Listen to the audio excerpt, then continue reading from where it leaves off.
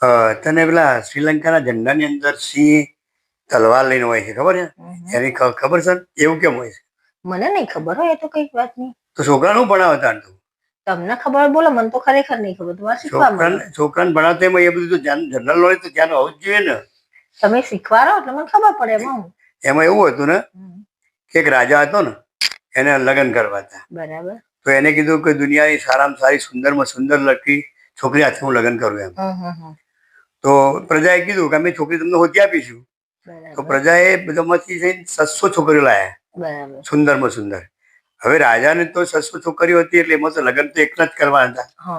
એટલે એને શું કર્યું, બધી છોકરીઓને બોલાવી અને એક બી આપ્યું કે લો આ બી લઈને જાઓ, તમે 40 દિવસે તમે આવજો પાછા. જેને સારામાં સારો ગુલદસ્તો ઉગ્યો હશે એને હાથે હું લગ્ન કરીશ.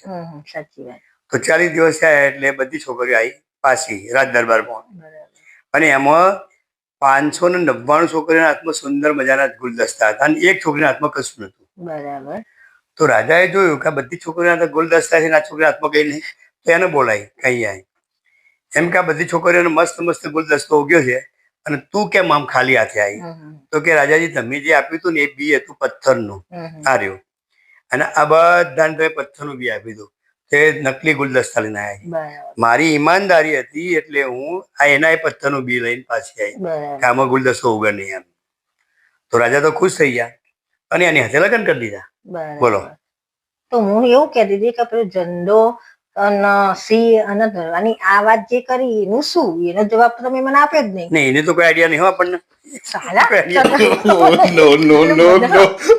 મને શીખવાડવા.